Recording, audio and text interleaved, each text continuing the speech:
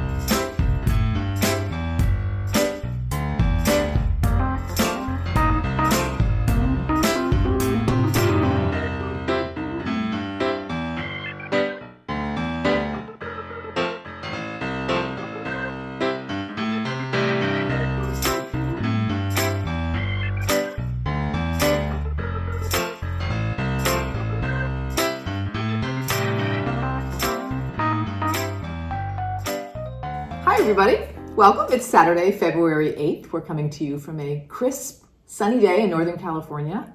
So happy to see you, Carolyn. Yeah, happy to see you. Great. Yeah, we missed our scheduled filming last weekend. As you can tell, I have sort of residual. I didn't have much voice last weekend. I'm a little raspy this weekend. Does it sound good? I'm glad you're feeling better. Thank you. All right, so we've got a lot to go in this episode. We are going to talk really briefly about what I'm wearing. We have finishes and whips to highlight. We're going to share. Let's see, we've got plans, and we've actually got some shared supplies this time. And then we'll end with our thumbs up. Along the way, we'll do a little chit chat. And I think that's that. Sounds good. We're really hoping that our next video is going to be a whip parade. That's kind of what we have. Slide. Isn't that what everyone does mid-February?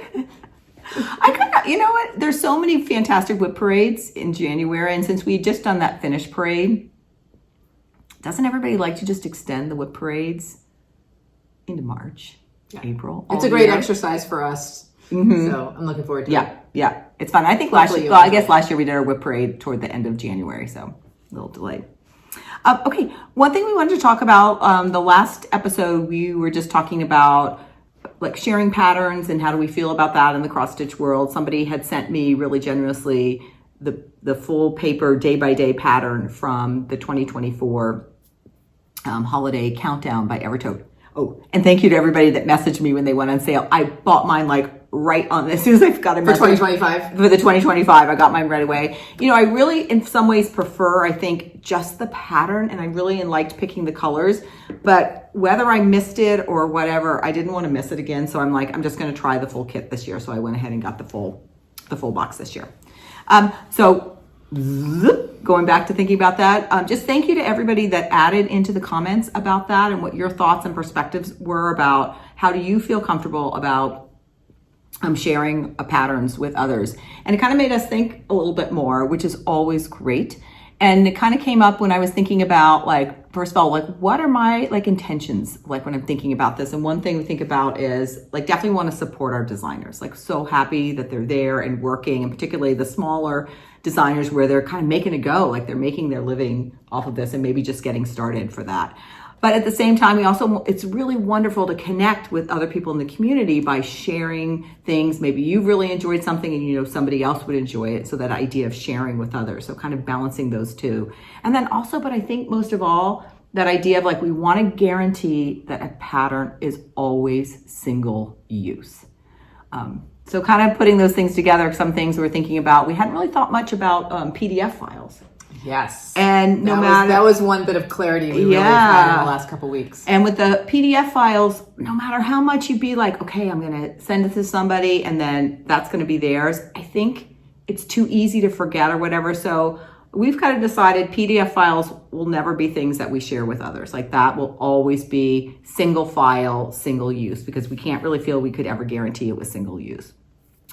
Thinking about then physical charts, somebody made the really great observation, like definitely if it's out of, circulation, you can't get it anywhere, definitely share that physical copy. And then I think too, if you have your physical copy, I would still be willing to share it with somebody, but it's always giving them that physical chart, But then also thinking about the designer, like I think for Jacobs, like I went and bought him like a few coffees. So thinking if you're sharing the pattern, is there another way that you could support a designer if it was somebody that you felt? Yeah, that's something I would love to hear from designers too. Like, what are some ways? Some people do have the buy me a coffee set up, but some people don't. Yeah. And what would be some natural ways for us to I don't know, pass on $10 or whatever. Right. I shared this chart, but this is in appreciation for your work. I don't know. Yeah, I've done it like a few times for knitting patterns. Sometimes a designer will put out a free knitting pattern, and a few times I'm like, this is such a good pattern, I want to pay them. And they didn't have a coffee, so I found their like PayPal and just sent them money on their PayPal. Oh, on PayPal, can you look up people that way? Yeah. Never used PayPal. But yeah, that'd be great if there are any designers or wannabe designers, or if anybody's done something, a thought of how could you support a designer in a different way. And then the other thing, we're like, always the original chart. Like if you're going to share it with somebody, here's the chart, like not a copy of the chart. And even Anna and I, like if we're stitching on the same project at the same time, even though we share all supplies, we always have 2 physical copies if we are, if it's a project that we have started at the same time. Really important to us. Anyway, I think it's just a great thing to think about. Again, that balancing, supporting designers, really thinking about copyright and what is that fair use, but also sharing with others. So where is that right balance? Yeah. Anything else? The only other thing is that one commenter said, because you made the analogy of a book and passing on a book, and she said like the scale of the number of books versus the number of books that may be published versus the number of charts that may be published might be different scales. I thought that was an interesting thing to think about too. And I'd be curious, like if an author, is their payment done differently? Are they on a per book? Do they get a contract? Yeah, I don't know. What percentage of the book? So, again, it's like, how does that payment work? So that's curious. Like, how many charts does a designer sell? I have no idea. Right. No idea. And of course, I know it can vary. Yeah. But for like those blockbuster charts that appeal to lots and lots of people. Yeah. How many charts are sold? And then no idea. And even thinking about like designers, what is their income or what is their revenue if they sell directly from their own site or Etsy site versus they're wholesaling it to others? And, for some designers, is it worth like tracking down and buying it specifically from them versus a shop? But then you also want to support local stores. So lots of questions. Curious. Lots of options. Still curious. But we have a lot of clarity about the sharing. Yeah, thanks. So it's really, I think, a great thing to just think about and hearing different perspectives. And everybody's going to have a slightly different take on how they like to do it. So, like most things, complex things in the world. Yes. The other thing that came up in comments was just so many people. Our last video was called "Only Light, Only Love" because Carolyn had stitched those words on a pillow for her daughter-in-law after hearing a choral song. What do you call it? Choral. I think it's a song, a piece. Piece. And that phrase resonated with a lot of you, and I've been thinking about it every day myself. So I just wanted to put that out there again. And again, that was based. I'll just put a picture of the pillow. I probably was showing it based on words by Martin Luther King. Okay. All right. The next thing, we are not going to do a toast today. Instead, we'd like to just sort of take a moment of reflection to really think about the life and the legacy of Jean Lea, who passed away on January 30th of this year. So, when Carolyn and I were lucky enough to visit the attic last April and had several, we were at the store on 2 different days, and we saw Jean both of those times, and I've just been reflecting on those, the connections that we made and our conversations. At one of the conversations we had, we walked around the store with her, and she was showing us different samplers and telling us a little bit about their stories. I've thought of that conversation so many times. And the other thing that really stands out to me is that Carolyn and I are both teachers, and we both have had times where we have brought handwork to our middle schoolers. And I can't remember if she heard that on a video or it came up in one of our conversations, but she was really just so supportive of that idea and very happy about that idea, and even sent us home with a basket of patterns to share with our students. So just like her intense love and knowledge of samplers, her generosity of sharing that love and knowledge. Yeah. And in fact, I just started a cross stitch elective last week, so it's great. Oh, I didn't know that. That's why the DMC is at school. That's right. And it's like, when we look at the DMC, I'm like, it's all at school. Yeah. We never know what condition it's going to come back. Yeah, that's right. It may never come back. So we just wanted to take a moment and just pause and to just reflect on how any of us, if we want to, might incorporate that spirit of Jean into our own lives and kind of a way of keeping that legacy alive.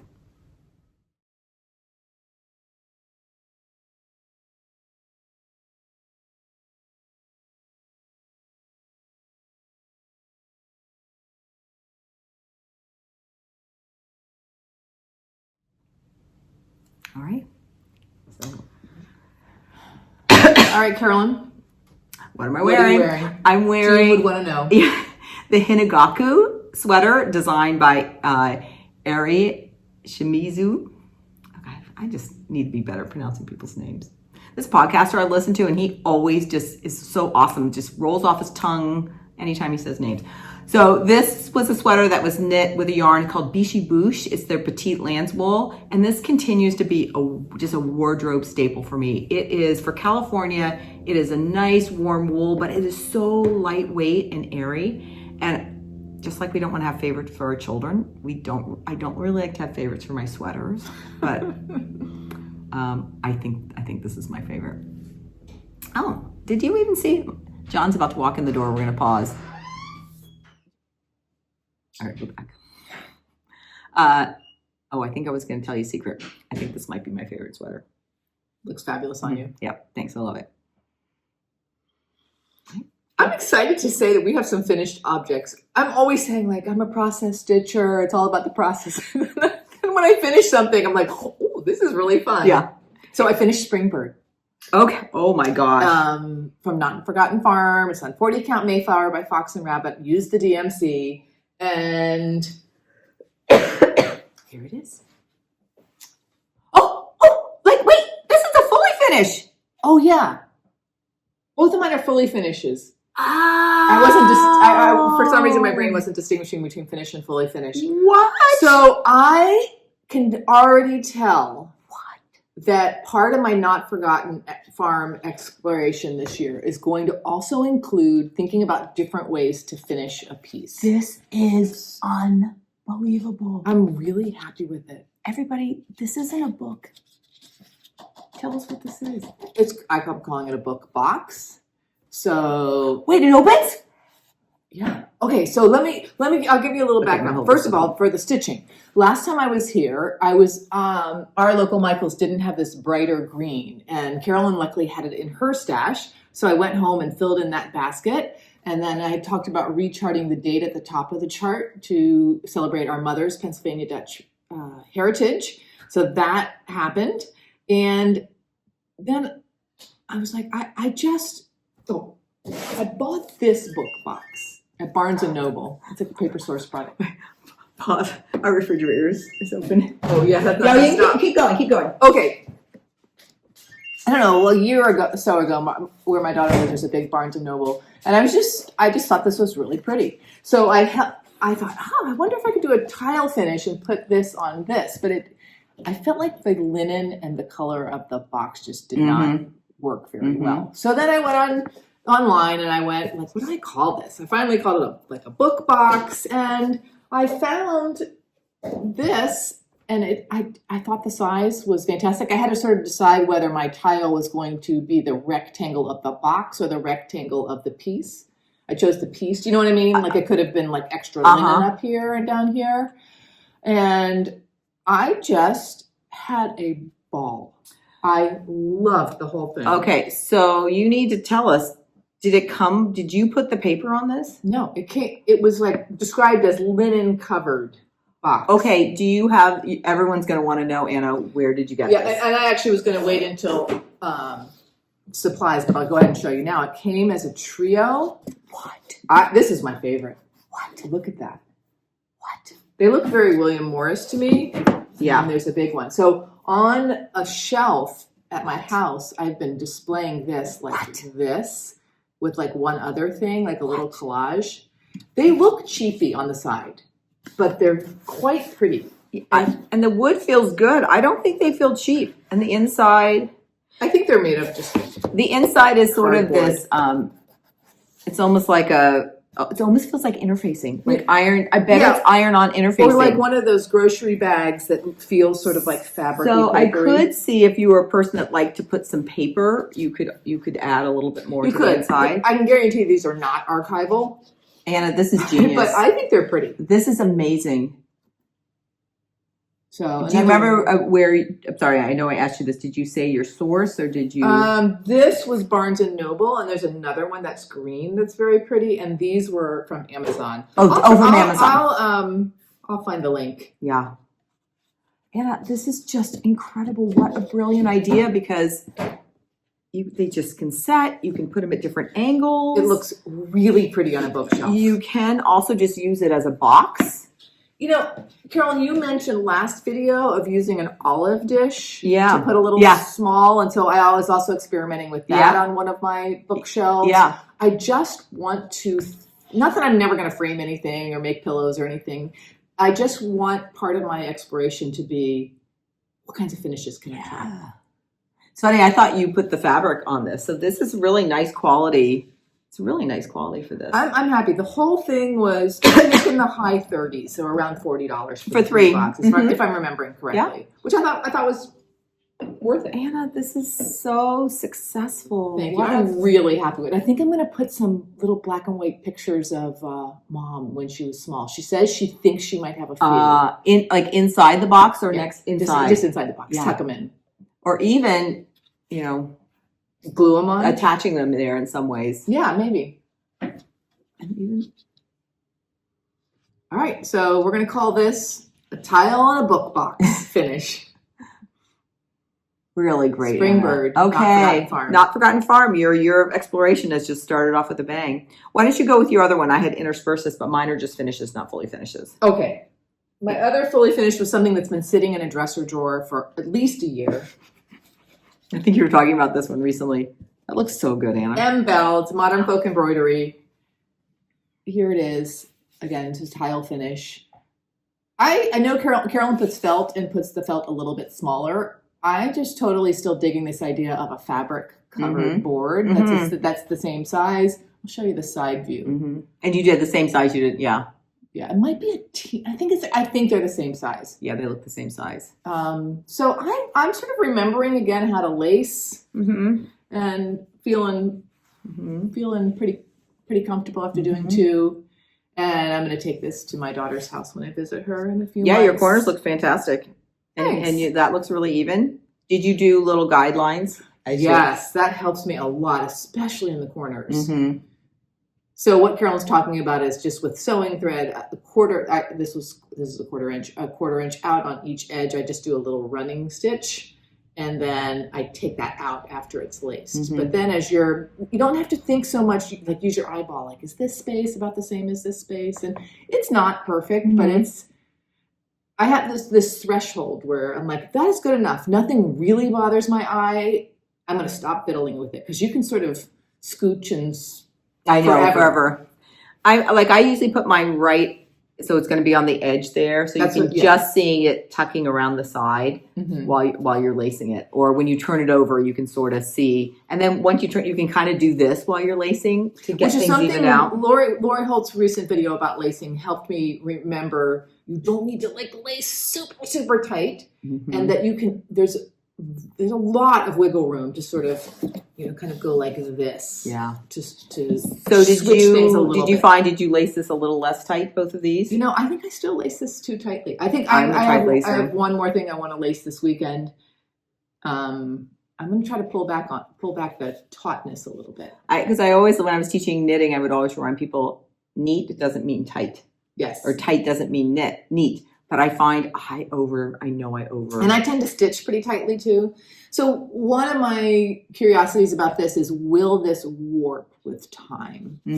I have 2 layers of mat board and 1 layer of quilt batting on the front tile, and just 1 layer of mat board for the back of the tile. Yeah. Wait. Oh, is it 2 layers of mat board for the front? Oh, you have 2 mat boards here in the front? Yeah, on this one I only did one because I thought that the front of the book box was going to stabilize it enough. Yeah. But I put 2. I don't think you're going to warp because mine that is warping. You don't think I'm going to warp? You're not going to warp. Mine that's warping was just one on the front and felt on the back. That's why I went back to putting. Do you imagine this just propped up against something versus putting it in a stand? I do. Because I wonder did you see if it would fit in a stand with the thickness? No, but I think our brother-in-law is going to make us some stands with a wider. He wants me to make just a prototype, like a pretend thing, so that he can get the width. Oh, yeah. Oh, that'd be fantastic.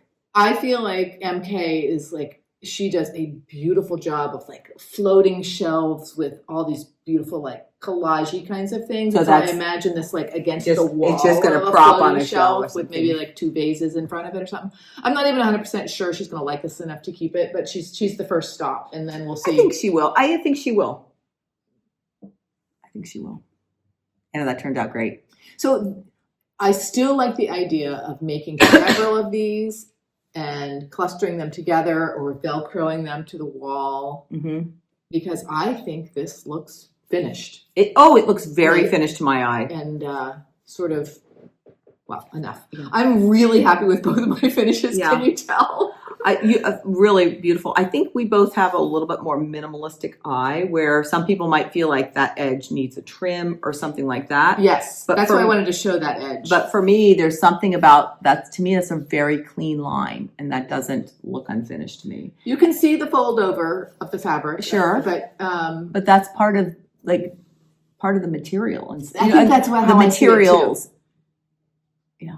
I think if your corner wasn't as crisp, it could feel, because it looks so crisp, that has a finished look to it too. Okay, this is making me, I finished mine like months ago, but haven't fully finished it. I was thinking about doing a hem stitch around it, but I love the tight 1/4 inch here. I think this looks really great, and maybe I'll. Speaking of hem stitch, one of the things I want to do with one of my future Not Forgotten Farm pieces is to hem stitch it and then tack it to the back of a shadow box that has linen in the back of it. Right. Mount it on like something that's linen covered. Yeah. All right. Well done. Okay. Wow. Okay, your finishes. Let's move to you, Carolyn. Can we just? Okay, everybody, happy crafting. Stay curious. We're done. That's great, Anna. Can we even improve on what you did? Yeah, we got a lot of good stuff. All right, I have 2 finishes. My first is Christmas Quaker by Primrose Cottage, and this, let me just show it, and I'll give you some details. I'll start it back here so you can kind of see the size, the best. And then I'll bring it up here. Let's see, there we go. What are our details? This was stitched on 28 count something or other linen. I think it's just a straight up Zweigart of some kind, and I stitched it 1/1 on that 28 count. I used a Swag Gobelin. The red was number 2644. And this is 85 stitches wide by 84 stitches high. I'm really glad you finished this, because I know that the stitching itself was a little bit harder for you, or you weren't, right. It wasn't like, it's not like in your wheelhouse exactly. That's what one thing I have here is I'm oh, sorry. Yeah. I'm glad I tried the over 1 on 28 count. I'm not sure it's something I'm going to do often. I probably would do it again, but not often. And I would maybe try a different 28 count linen. I did find once I had it tacked on that wooden needlepoint board, or I guess I could have used a Q-snap. It was taut and it was open. It was easier to work with. I've heard this from so many people. And the same thing, and whether it's just my eyes or my concentration level, I could only do like 2 strands maybe, and then I was done. So I couldn't just sit down and work on this indefinitely. But I'm happy with it. And this is going to be my January ornament. I'm going to finish it as like a square ornament, kind of like with the fabric back on that. Great. And when you make the square ornaments, even if it's small, do you still lace the front? I do. Glue it. Okay. I do. The only time I glued was when I made those little Halloween magnets. Oh, yes. They were just so tiny and so like in some ways throw away. This one I'll still lace it. I'm pretty sure. Also got a good corner. I honestly find lace, it might take a little bit more time, but I enjoy it more than gluing. I feel like there's more wiggle room with it. Oh yeah, for sure. Gluing, you're just like, I gotta go for it. Boom, boom. But when you want something fast and it's appropriate, it's also good. And it's nothing like those little Halloween things. It's nothing I want to keep forever. All right.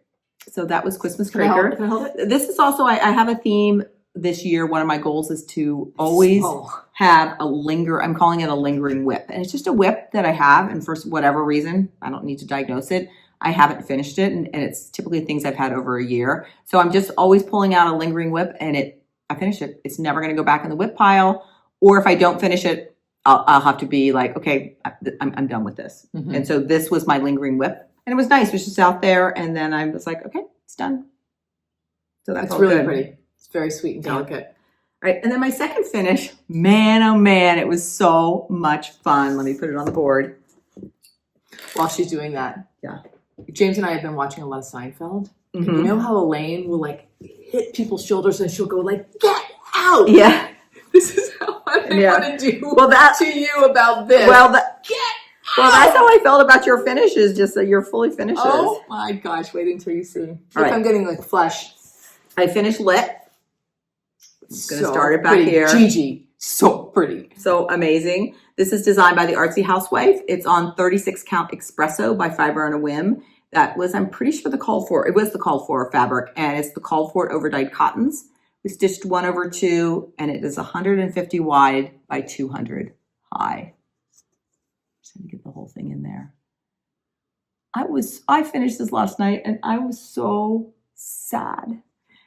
You know, He'll still be around. He'll still be hanging around. I know, but as you stitch things, does anybody else feel this way? Like, you just get to know them. They're your friend. There was nothing about this I didn't like. I never felt like, oh, I have to do another flower or I can't. Mm-hmm.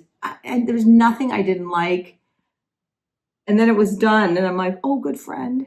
Goodbye. You know, or, it's like you teach kids and you have this great relationship with them. And even though you always have a relationship, when they go to the next grade, even though they say hi to you and all that stuff, it'll never be the same. It's never going to be the same. That's how I feel about stitching. That's a great analogy for me. Yeah. To understand. Yeah. These flowers with this border, like this little section right in here. Yeah. Just incredible. Again, it's that combination of geometric, realistic, and whimsy. And I like the density. I know it's a lot of stitching. I just like it. I love the look of it. I don't care if it's dense. Give me something dense. I'm happy. A couple things about this is I'm going to frame lit. I really like the signed and numbered, and I'm going back and forth. I thought you were saying like a finish called a framelit. No, I'm framelit. You're going to frame this piece called lit. Okay. I have, for the other Artsy Housewives I've used a very thin peewee frame. This one I'm going to use something a little wider. And I'm going back and forth between trying to pick a color or going with like a wood, natural wood that's kind of in. I think I'm leaning toward the wood. I've been wanting to get a natural wood from, what's it called? Signed and numbered. Mm-hmm. That's the one I've gotten one from that I really like. So I think that's my direction I'm going. I was also very inspired by Trisha Preb409 on Instagram. She recently showed her animal wall. Did you see that post? Love so that. If you haven't seen it, go look. She has just all different kinds of animals, but she's framed them and kind of collaged them on a wall. And I thought, you know what, especially with the Artsy Housewife, I have a lot of animals and I have some Kathy Barrick animals. I think I might do a similar thing. All right. And congrats. I mean, thank you. It's just so pretty. I also decided to put my mark on this one because some pieces I haven't spotted that. Mm-hmm. Can you find it? Wow, not yet. I intentionally tried to put it in a place. Okay, let me just change the angle so I can. Okay. I wanted to put my mark on it, but I wanted it to sort of blend in with the design so that you wouldn't see it unless you were looking for it or knew it. Wow, I still haven't found it, y'all. Would you like me to show, or you want to keep looking? Oh, it's right here. It looks so much like a star. I know. I love the gold stars. They're not highly contrast, so you see them, but they don't pop out. So this space right here did not have a gold star in it, so I just put my little mark, which is a stylized cube. I really like your choice. And I stitched that over one. So I felt like when you looked at it from a distance, it would just, if you saw it, it would just feel like part of the gold stars. You have achieved that. Good, thank you. Gigi, thank you so much. This brought me hours of joy and pleasure. And I'll still like to look at it, but goodbye, old friend. I'm so happy I spent time with you. But you know what this does mean, everybody? Okay, old friend, bye. I get to start hyperbole now. She's so disciplined. She's I so know. disciplined. We'll talk about that when we get to plans. But oh my gosh, Carolyn. okay. All right, so now we have some whips. Okay. And Do you want? Why don't you do your first one, and then we'll. Okay. Let's do that. Yeah, let's do that. I'm keeping my Not Forgotten Farm in this little project bag I made recently. And after I finished Spring Bird, I started Sepia Sampler. If you haven't seen Olivia Hillside Rookery's latest unboxing video, she has a huge Not Forgotten Farm box. I'm going to watch it again. It was wonderful. And this is in there. And I am using 40 Count Irish Coffee by Roxy Flossco. It's one of the new linens from Roxy and the called for DMC. I mean, we are talking, as one Look of at our that. nephews says, bog colors. They're fabulous. And look how how they're Wow. looking on the Irish coffee. Here, use the board. Okay. Yeah, these really are bog. This is one of our brothers-in-law always dresses neutrals on neutrals. That's kind of his color palette. I'm loving Oh, this. Anna, it looks so good. So there are some alphabets and there's an alphabet and numbers underneath there. 3 rows. Now, after all that talk about finishes, this is going right to, when I finish it, going right to L&M framing for a sweet little gold frame. I've been wanting a sweet little gold frame on something, and this is going to be it. I'm trying to think how the colors. Unless Lisa's think silver or something. You think I want a metallic frame, like a little old-fashioned looking metallic frame. Now, I am all about flora and fauna, and I feel really neutral about other sorts of motifs. There's a heart on this chart. There's a hand on this chart. There's a key on this chart. There's a house on this chart. Do you feel like there's too much negative space Yes. the way it is now? Mhm, I do. So there's a house down here and a key and a hand and a heart. So I don't know if I'm going to stitch those or whether I'm going to decide some other motifs. Or if I put the house in and then maybe I would initials or a year. I would do the house. Mm-hmm. And then, so the house goes, let's see, relative, it goes here. Mm-hmm. I would consider looking at some little like stars, or like Plum Street has a lot of like just little star motifs that you could then, like instead of the heart, do a little star, or instead of the hand. I think those, or if there's like a small, oops. This happens to me sometimes when I'm stitching a small. And it always sort of cements in my mind how much I like vines and birds so much more than other things. And I am going to do these bottom lines too. So I might just finish the rest of it and sort of let it simmer. I think the house is an important element because It's cool too. I love it. it's a heavier filled in, and it balances the bird. I think so too. But I think the other little doodahs are space filler doodahs. So we'll see. Or doing like a little geometrics, a little 1 point square, or something again that fills it. Right. This is almost starting to look like a 5 patch, a 9 look patch. at that. Yeah, like that. You could put. I could do another one of those. Anna's talking about. Because there's a lot of other this. things that are repeated. Yeah, I think I like that idea the best so far. All right. It does kind of get washed out. We put new light bulbs in our lights today. We're like, Oh, the lighting's different. Man, our house is getting so dark. And then we realized we just had like really low wattage bulbs in. So all of our lights in here, we have new bright bulbs. So we'll have to see once we play this back what the lighting is like. And you're so amazing. So cool. Well, thank you. I'm this whole Not Forgotten Farm idea is It's really working for you. really working for me. You know how you have these big ideas and until you start, you're not really, and who knows, like maybe in April I'll be like, oh, I'm really thankful for the Not Forgotten Farm pieces that I've done, but that's it. Or like we'll get to December, our finished parade, and you're like, oh, well, I have these 2 Not Forgotten Farms that I've done. I think you're going to keep going. I think these are really speaking to you and their design and their colors, and how you can finish them in different ways. Right. And they're just like a fun size. They're sort of small to medium. And so then I think we're kind of just keep going with that. And it's one of those things, that chart, it looks so drab. And even the color palette, but there's something about once you get it on the linen. Yeah. And I think I was sort of lucky with this linen. I think that they're really working well together. Which linen was that? Irish coffee. That's right. It was in that linen club. But I'm pretty sure I just saw that as one of the new colors that's listed on the website. It is. It's really pretty. That is really pretty. All right, Carolyn. All right. The next piece I'm going to show you is my new lingering whip. And it is, I'm calling it Selbu #1.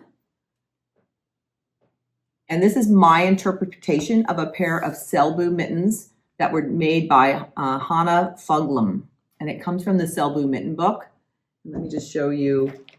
What I did is I took the design that she incorporated in a pair of mittens and reconfigured them into a rectangular design. So on hers, this was part of the front of the mitten. This was the hand of the mitten. And these were, I guess the whole thing is the hand. And then these were bands on the mitten.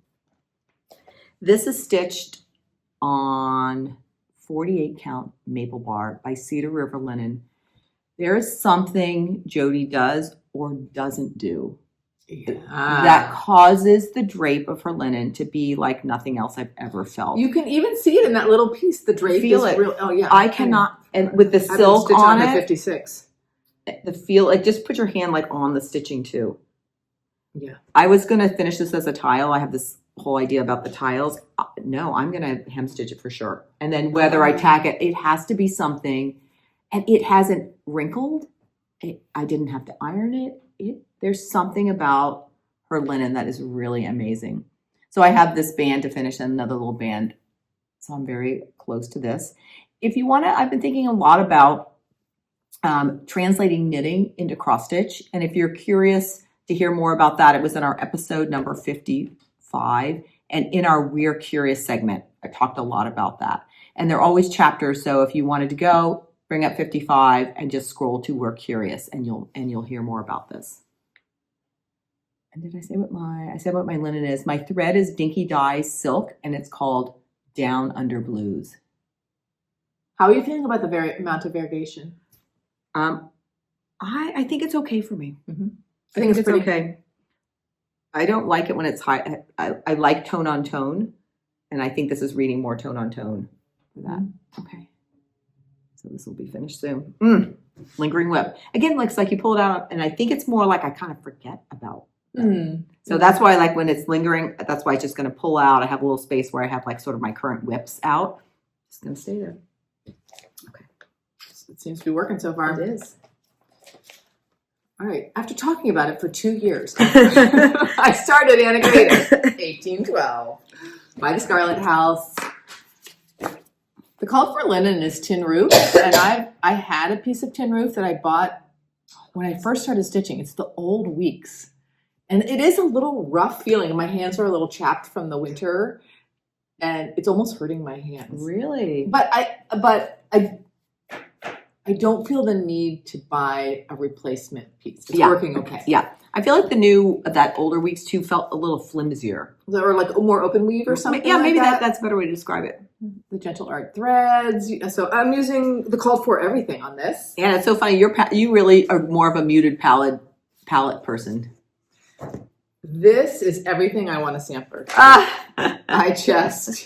only just done the first couple of rows of alphabet, but I think the colors are looking beautiful. And I like stitching alphabets, but then I also am going to look forward. And the white looks really good. The white works on this. Let's see if we can make sure. Oh yeah, look, so you can see it there. And I'm looking forward to hear. When I read the pattern, Anna Grater is the name of Tanya's maternal grandmother. So this is not a reproduction. So since my name is Anna as well, I might just put my own name there. You go for that. We'll see. I love that idea. I haven't decided yet. I don't, and there's no way one skein of country redwood is going to be enough for all of that red fill-in. So I'm hoping we have some. Do you think? If you've stitched Anna Grater, did you need more than one skein? Anna, look how good that white looks. Yes, which I'll talk about it in our next regular floss tube, but I have pressed pause on my Kathy Barrett Quaker Christmas sampler because my colors are just not showing up the way I want them to. And so I've ordered a new color linen because I want this. I want a pop. Mm-hmm. Is this the call for linen? It's interesting how the photo looks so different. I know. Again, is that just that photography? It's interesting, Anna, to me that are you going to go like this? Well, you know, I don't mean like caress or will you start to then also head down? I think I do tend to sort of finish rows and maybe go down to the maybe 2 at a time growing. And I often start here or in the center and go out, but I'm pretty much working left to right on this one. Who knows why? I don't know. This big alphabet is actually eyelets. So I guess I'll give that a try. Mm-hmm. I really, really, really like the bottom of this. I know. I can't wait to see that in the band. When you're done with this, I think I might stitch this one. Sure thing. So it feels great to start it, and I'll keep working on it. Thinking back to your Not Forgotten Farms, you know, like even there's a little motif, you know, thinking about pulling things, you know, to fill it in, like that little geometric or, yeah, Mm-hmm. Maybe I'll look through our charts before I leave today. I love this, the flowers. It almost looks like honeysuckle or something. Yes, I agree. I love that. Things in here. Okay, Anna. So happy start with Anna Grater. You never really started a sampler at the beginning of January, did you? Are you considering that your January? I am considering this my blessing sampler. I think I've said a few times. I have like a different definition for myself for a blessing sampler. It's just sort of like a medium to small sampler, snackish kind of thing that I want to finish in the year. I think the last couple of years I finished them like by spring, but I don't like the feeling of like finishing by a certain time or something. And I don't really associate it with blessing my needle. I just think of it as like a beautiful little way to start the year. That's what I like it as. I like to think of it, for me, it's like a New Year's start, like starting. In fact, speaking of New Year's starts, here's mine. And it is Peace and Goodwill by Brenda Gervais. This has really changed since last time. It has. All right, here's a picture of where it was in the last episode. And here are the threads. I know they come out of the bag. And a lot of these kind of, what did you call the boggy? A lot of the boggy greens and browns. Because I really like the color of the house with the other colors. Okay, so it's interesting that you said that, Anna. Because did you switch it? Would you like? Yeah, would you want to see it too? Would you like to see? So here's where I am now. And there's a lot of white, and it doesn't really pop as nicely as Anna's is popping. I'm having mixed feelings about this piece. I think I talked last time, the colors are a little bit too muted for me. And I'm finding when I compare it to the photo, I'm not getting the same contrast that was. So Anna was mentioning this gold tree. In fact, I changed that darker green. I pulled in Roxy Flossco Turf because it was the one it called for. It was essentially the same value, which is like a green instead of a gold. That's a good choice. So, do you have a photo? Do you have the photo of that? Because when you say it's not, it's. You do. And it's the call for linen and the call for fabric. The linen is 36 count Topias by Seraphim. Yeah, that green for sure looks deeper. Look, so here, there's the house. And then I had to change my greens to even get it. So like there is the house in the photo. You could really see the details of the green trees and the wreath. But when I used the called for, again, it was almost the same value. I think my gold, it could also be like my skein of gold that by the time I got this, it feels like a darker gold than that gold. So I'm pretty close to being done. I have a few doodahs here and there, a little satin stitch in the wing. And then there are words right here. And the words say peace and goodwill. I might do those, but I'm also contemplating saying being peace or only light, only love. The same thing, I cannot stop thinking about that. So that's kind of my last thing, is to decide what do I want to do with my words. And some of the little doodahs I'm waiting until I do my words because the doodahs might have to kind of change their location. based on that. So this is getting close to a finish. And if anybody has any other suggestions of words to go in there, you can kind of get the white a little bit. There are going to be some long back stitches up on that pine cone where the little bird is, and I'll do this in. And the cardinal's wing is done with satin stitch. Oh, yeah. So I'll either do that, or the cardinal is stitched in the slightly muter red, and I might do the wings in the brighter red.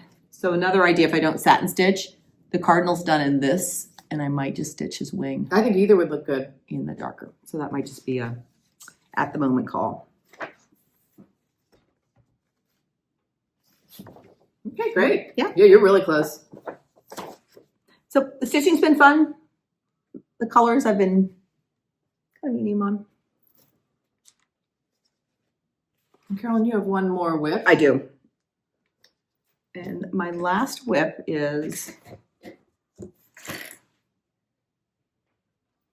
when I heard about the death of Jean Lea. First of all, I felt like so many people on Instagram had such lovely, sometimes it was a tribute, sometimes it was photos, sometimes it was just memories. And I really appreciated everybody that posted those. I did too. It was a beautiful way to honor her. It was like a collage of images of Jean that just really. Yeah, and then hearing people's stories. Her. So as soon as I heard, I'm like, I knew I had to stitch this. When we were in the attic last April, I had bought, this is, I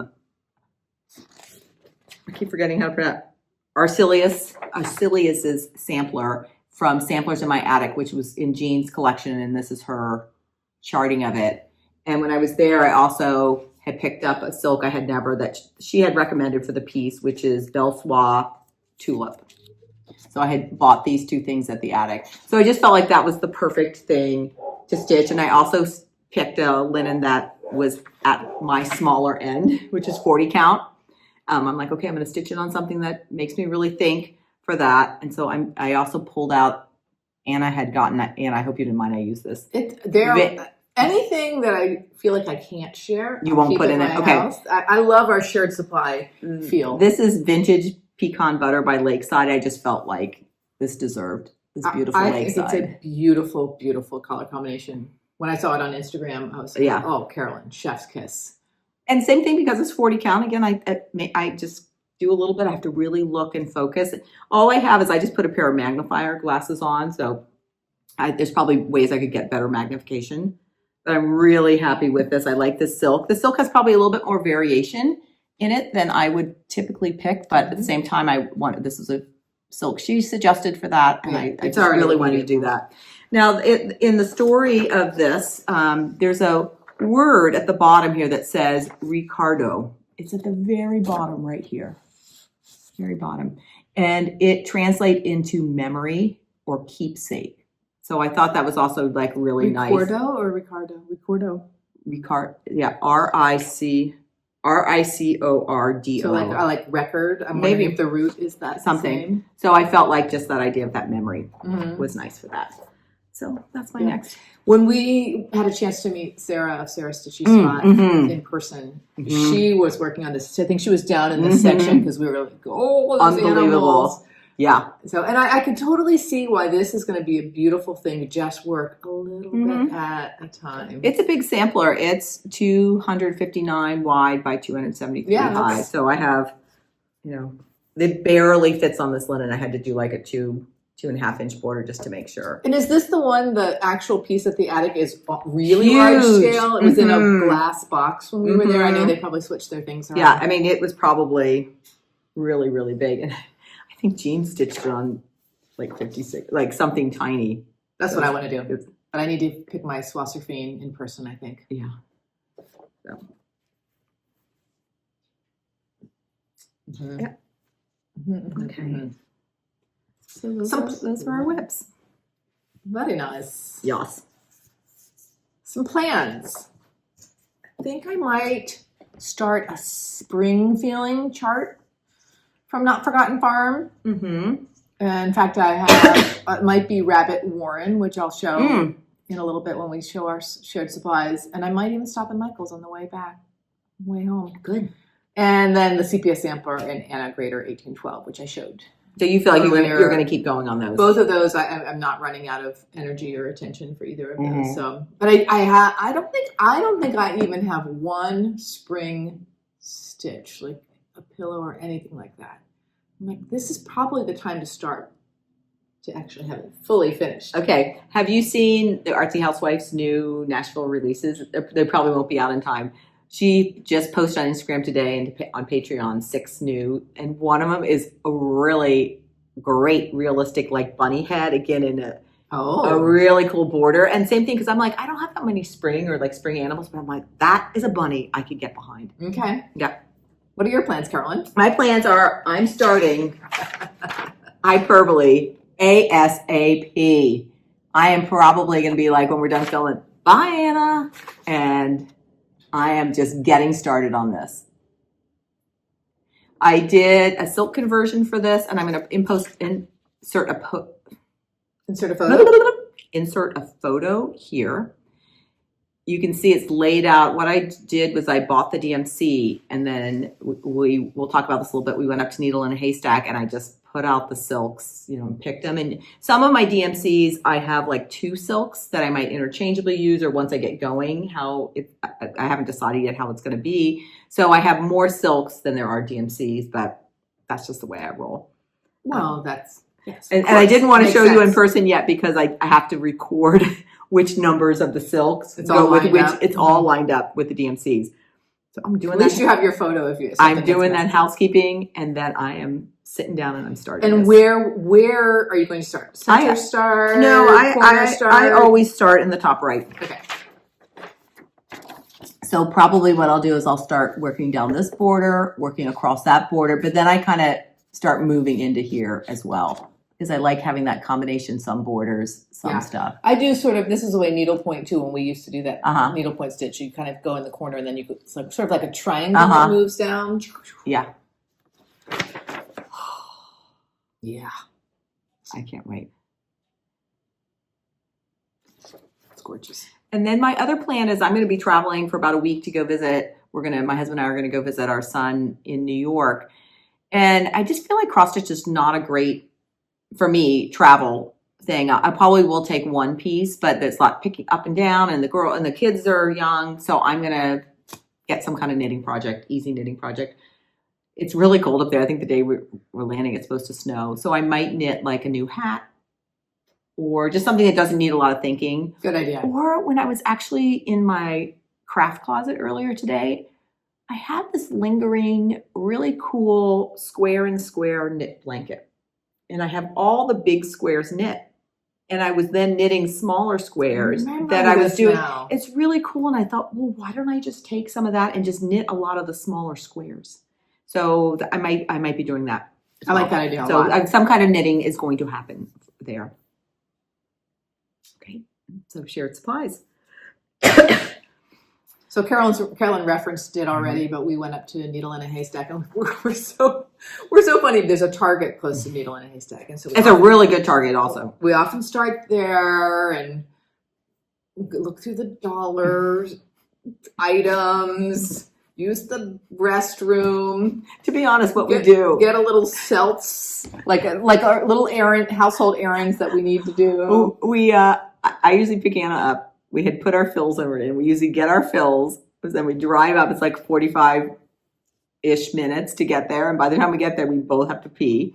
So we're like, before we even go to Needle and Haystack, we stop at Target, use the bathroom, get anything we need to get, and then head on over. It's fun. So fun. And Carolyn, her main idea was to get her silks for hyperbole. And I got a little of this, a little of that. So speaking of Target, like, okay, who am I? It's good looking. I picked up this little basket. It's still connected, but I'm like, does this have potential for multi-layer display? Like, could you put some stuff in there? Put like a tile finish up here? Yeah, let's see what happens. Okay, so I got this. This was in their shelf. This was in their $5 area. Or could you? You could do a teeny little thing here. Oh. I'll do that for you. Oh, a little magnet. A magnet could attach here. You could have we could do a whole theme. Okay, potential. But that was my Target purchase along with shampoo, deodorant, lip balm. Oh, goodness. Okay, and then we went to Needle in a Haystack. I always love looking at the linen. I've never tried a Shakespeare's Peddler linen. Oh. So I didn't realize you got that. Say noodle. It looks like it looks like noodle. 40 count noodle. I'm really into 40 count right now. Plus Notforgotten Farm looks great. That's going right into our 40 count. And then I also got another piece of 56 vintage fawn. I want to build up our 56 slowly. Yeah, just a really, like, what's not going to look good on that? R56. Yeah, our shared supplies, our. So you might be just recipient, but you know. Mm-hmm. Oh. And then my third installment of the linen club from Roxy Floss Co. came in, what's it called? Cove. Oh. It's green. What am I going to do? Oh, that's so really pretty. It's really interesting. I don't think I've ever seen this color. You know what? It's green, but it doesn't feel, it's more like an undertone of green. That's really pretty. I'm wondering if my spring piece might look good. Oh, yes. I'll have to get the yes. Let's hold it up again. Oh, that's real. I wonder if there's a way to get. I'll show it close. Yeah, let's not get it. Let's see. It's not showing really. And come back here. I think that. Let's put noodle also next to it so we can sort of see. I like it when get people the little do bit that. of green. Yeah, that does make the green more apparent.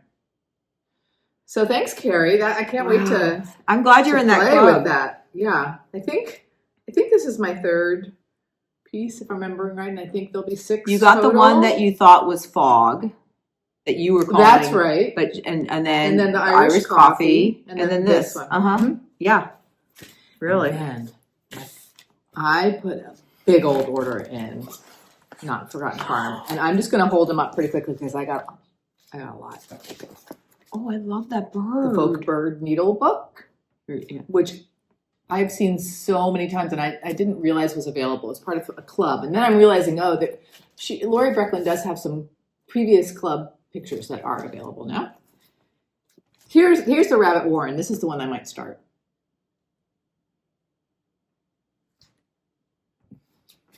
Mm-hmm. Then I have a little pile here of more like sampler-like things. I really like some of her sampler-like things. This is Lancaster County Alphabet Sampler. And I have to learn how to distress fabric. This is Loretta Geist. And I've never seen these before. I know. Every time I look, she has so many. I love this AEIOU. Well, this is from, and you got these from Hillside Rookery? No, I got these from her. I see. So she may have some. You know, you said there's so many. I've never seen this before. When Olivia did her unboxing for Hillside Rookery, I mean, I have spent a lot of time looking at these patterns, choosing which ones I want to start with. And still, I felt like when Olivia was holding some up, I'm like, I don't think that one really registered yet. There's so many that every time I see them, I notice something else. This is Mary Snow. I love that one. She does have some Pennsylvania Dutch feel to her, doesn't she? Do you know, Anna, where her mother comes from? Has Pennsylvania Dutch heritage. Yeah. I think she grew up in Connecticut. I love this one. This is Seek Joy. Okay, for a person who loves negative space, look at that, folks. Love it.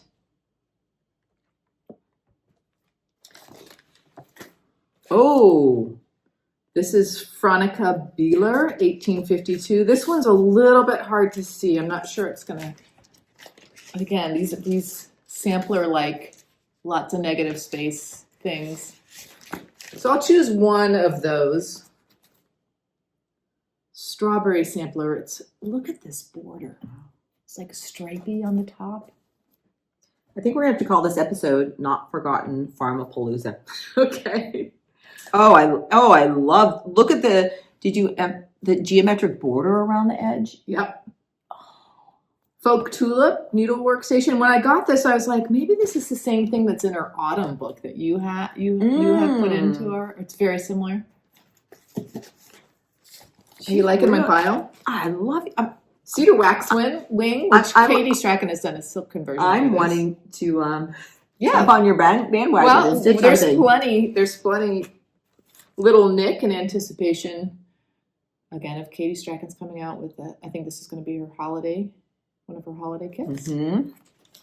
And then Bluebell Snickle. I mean, I have loved this forever and ever and ever. Now, do you think you'll wait until like next fall to stitch that, or do you want to try to do like a summer? That's really cute. I'm usually a seasonal stitcher, whether I get a Christmas in July kind of wave of energy. That's fantastic. And who doesn't like a bell snickle? Really, for sure. I have them in my envelope and I keep looking at them. Anna, have you taken all the Not Forgotten farms that we have in our... Yes, so I have another pile. I was about to say... Have I shown those on a video? Maybe I haven't. I think you should just keep them all right now. Yeah, you might need a box. I'm digging what you're doing, girl. Thank you. Really cool. It's fun to have really cool. Yeah. This is another Amazon purchase, and I'll be done. So Carolyn has been getting the wooden holders for her tiles from places, stores on Etsy that also they sell stained glass. Yeah. So then I was thinking, I think it was around the turn of the year. A lot of people have calendars too that they put into like a slot in a piece of wood. So I did a little internet search on that, and I came up with. Oh yeah, those are quite nice. Aren't those nice? Really nice. Did you? This is like. Did you try? Is it too thick? No, it's this.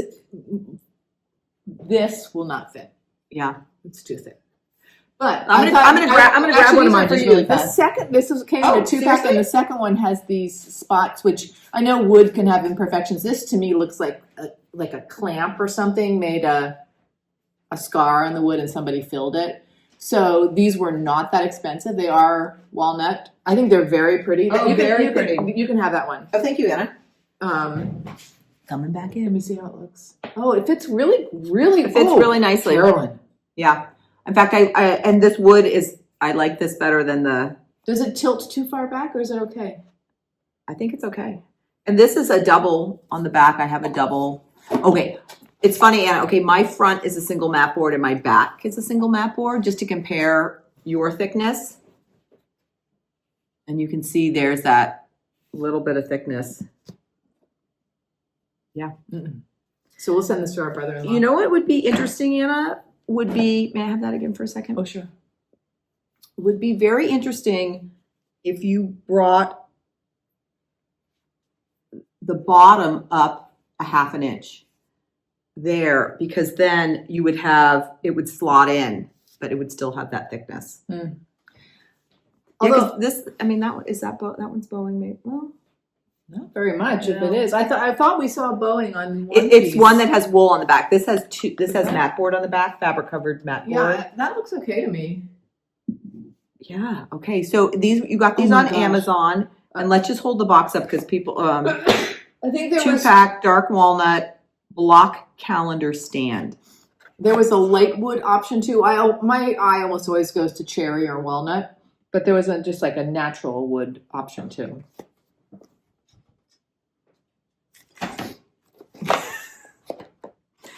Okay, that's a keeper. See, that looks gorgeous. Okay. Those are my shared supplies. Anna, I had a good bundle. Thank you for sharing. Do you want? Why don't you give me the one that has a little bit of spots on it?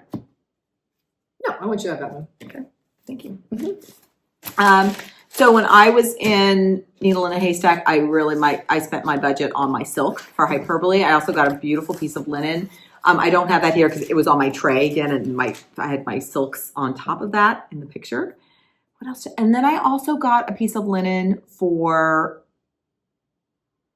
Christmas sampler, Quaker Christmas. I'm going to start that, and this is this particular. I'm not going to name the company, but I ordered from them in December a book and a piece of linen. I got my confirmation email the day I got it. I've reached out to them by phone. I've reached out to them by email. I have not heard a peep from them. So I still have to go back. I have to go back and see if my card was charged. If it wasn't, I'm just going to go cancel my order. Okay, that's just a sob story. I'm done with that sobbing. So I just said, I'm picking new linen. I'm not waiting for that one. So It's just about the communication. You don't really mind the weight, right? Right. Yeah. So hopefully I can cancel that order. And it's a book I really want. So that's the main thing. And if I want to just cancel that order, and Needle in a Haystack had the book as well. So I think I'm just going to get it from them. Okay. We have to go up there so that's what I got. We'll have to look at swatches. It was so fun. I love going to Needle in a Haystack, and Karen, I'm like 99% sure her name is Karen. She takes such care with the linen. She's always kind and friendly. It's always fun. Kathy's there as well. Such a fun store to go to. It's like a nice, slow, deep dive pace when we're there. Feels great. Yeah. And we're all business. We go in there with our lists, and it rarely takes us, we come out like 2 hours later. Yeah. But it's great. Then we had gone to Target. We had gone there, and then we're like, fun. Do you want to go to the Container Store? So we ended up stopping at the Container Store as a way home because Becky had told us they had some more. Becky's House of Sewing. Yeah. Things for holding linen. So I just wanted to show a couple things that we got there to do that. So for our holding spools. For holding spools. Holding spools of silk. But wait till you see the linen aspect. Yeah. This one is a jewelry drawer, and it has like a linen bottom to it. So we're using this to hold our 103s and Gobelins. So these are the ones that we have that are not currently in projects right now. I don't know if I can open this up. If you can see, my gosh, they're so pretty. Isn't it so pretty? And this is a really nice kind of a linen-y fabric. I just look at these and I'm so happy. I'm kind of color coordinating them. So like sucked in, just like when we're looking at lit. But it's so nice. I feel like when you're doing, conversions or whatever, being able to see our light, being able to really see the different colors. Okay. Then we also got, Becky told us they have this whole new drawer organizing section. She says the plastics are really good. So this is a drawer organizer. They had them in all kinds of shapes. Just going to put that up. I didn't take the label off so you could see it. But I'm using this, like these are silks I pulled to do a piece. And I just liked how, if you're using them, they're in there. They fit really issly. You can see them. You could probably do 2 layers if you wanted to. So we got a couple of those. And then we got these. This is also from the drawer. This is a drawer. It's still taped. I can't open it. But you can stack them on top of each other. And it fits 2 spools this way. So I'm going to be putting my hyperbole silks in here because I have so many of them it won't fit in one of these. So again, thinking of this as a smaller portable for silks. So really nice quality plastic. I forget, she said something like also the chemical, it's whatever the nasty thing in plastic. Yeah, BPA free. Yeah. So that's what we've been doing as we're getting now more silks and silk spools, thinking how to organize them. Because isn't that half the fun? And just, seriously, you could have this out in your living room as a display piece. We're getting to the point where we can text each other like, do we have the right green? I know, but seriously, you're thinking, let me just see, you want an orange. And, even though we have a small supply, there's still several different variations to pick from there. So, okay. Great. And That's then so pretty. the Container Store. Oh, the very last thing I have is I ordered this tiny little booklet. And it's called Introduction to Mounting Techniques. And it's the little pamphlet that went with a workshop done by Kate Dugan. And I'm going to put her Instagram handle right here. And she is a beautiful textile artist who specializes in embroidery. And this really caught my eye because she has different ways of mounting textiles that's not framing. Just, and it looks like, well, if you sew them together or you put them, hem stitch them and then put them on a hem board. I haven't read through it, but it looked really good. Oh, it's something I definitely want to explore. It's a tiny little book. This is just, she has it self-published from her website. And again, I'll just put her Instagram handle here. And I went to her Instagram and then from there got to her website. All right. Those are our shared supplies. Okay. We are cracking up because I'm like, oh I don't know how my voice is doing. And I was like, yeah, let's just do a regular FlossTube. Let's not do our whip parade. And then we're like, okay, yeah, what it's going to be like. hour and 10 minutes. It's like we always, no matter what content it's really we have. strange. I know part of it is like our teacher, you have this certain rhythm. Sense of of time. If you have a 45-minute period of like how to fill that time. So it has to be something about that. But anyway, it is interesting. All right. Thumbs up. First thumbs up, sunshine and clouds. We are in our rainy season and we have these little microclimates, and in a particular day, within 10 minutes, you might have these incredible gray clouds and then sunshine. It's just so fun. We had some really cool days this last week. Second thumbs up, thoughtful educators. I have had a lot of conversations in the past week or two with different educators that have been so inspiring. So many people just thinking about how to sort of serve every child. And it's just been a real like honor and pleasure. And then I know it's obvious, but I put as my third, just quiet time to craft each day. Like I'm practically tearing up. It is so important to me. And I love it so much every day, whether it's like at the dining room table doing just a little lacing with some Avett Brothers playing, or most usually just a couple of hours after dinner every night stitching. And Anna just got a new stitching chair. I did get a new chair, which I'm very tall and it fits my body very nicely. And I feel less sort of scrunched in it. Probably will not fit anybody else who comes to visit. Not to put pillows in the back. It looks good. I don't know what I would do without it. The quiet time of stitching every day. It's pretty incredible. Pretty incredible. It's yeah. Your thumbs up, Carolyn? My 3 thumbs up are just small moments of kindness and joy that have happened over the last 2 weeks. The first one was we offer a math competition. It's called the AMC 8 at school. It's actually big. It's either national or international competition that anybody 8th grade and under can take. You have to take it on just this big deal. But we had over a third, and it's totally optional at our school. Over a third of the kids took it. They take it just for fun. The woman that organizes it gets awesome cookies. So some of the kids are joking. They're like, "Yeah, I'll come and do some math if I get a cookie." Yeah. So that in itself is really fun. But what we ended up doing is at our middle school meeting that we have every week, all the math teachers got up there and we announced who were the winners of each class. We didn't mention the scores because we keep telling the kids, just see, compare. How did you do in 7th grade compared to 6th grade? Like we do not emphasize scores. And we hadn't yet told the kids who the winners were or told them their scores. And just first of all, this is going to sound really silly, but all the math teachers go up stage and they're all hooting and hollering for their math teacher. So first of all, like go math. And then when we announced the winners for the kids, I had 2, they were ties in 8th grade, watching their faces and the applause from all the other kids and how all the other kids were so happy for them. We also had all the participants stand up, and again, it was like a third. So just seeing all the kids, and that you could just tell they had fun, and then just the joy for the of the winners and for the winners. It's great. It was just a great, it lasted 2 minutes, but it was such a great moment of joy. My next one is I've been fighting just a really bad cough, and as a teacher, you just don't stop talking. You can't go so hard. And one of my colleagues came to me one day and she said, "I am bringing you a ginger and lemon tonic tomorrow." And she brought me this jar. I've been working on it now for a couple of days, a really strong ginger root and lemon. And what you do is you just put it in hot water, and whatever amount you want. It's like a tonic.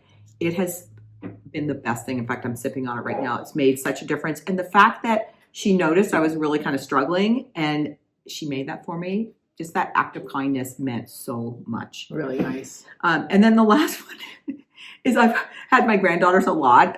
The last couple of weeks after school, my daughter-in-law has been involved with a project. And my 2.5-year-old, every time I put the sweater on, I made it every time. It's like a loop that she does. Every time she said, "You made this for me?" And I say, "I made that just for you." And she says, "Oh, thank you." Like it's almost word for word every time. I'll be like, "Okay, let's get your sweater." "You made this for me?" "I made that just for you." "Oh, thank you." And she has a very expressive face. Very hilarious. She's also very kind of verbal and precocious for her. So just that little moment of joy for her and for me. Okay. That's my thumbs up. Put that sweater on her when I'm around I know, sometimes so I can hear that. You made this just for me. After a while, I'm Just like, for you. girl, I've told you. I made it just for you, But, okay? you know, the little ones, the repetition is like, it's also like a bedtime routine. It's very reassuring for them. Right, Yes. yeah. All right, until next time. Happy crafting. Let's try that Wanna try it again? Okay, it's Anna. Until next time, Happy crafting. and stay curious. Bye, everybody. Bye.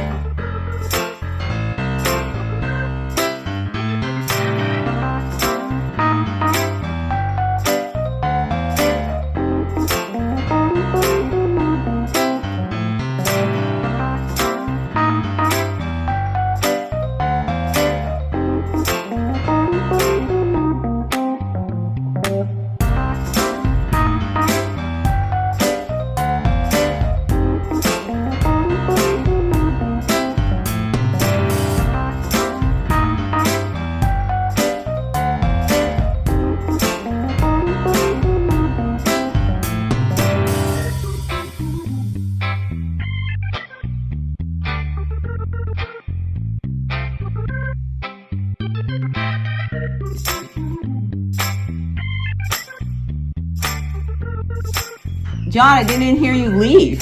Oh, yes, I just wanted to say. No worries. No, we just paused and keep going. What sandwich did you get? Yeah. What did you get? Oh, I got Subway.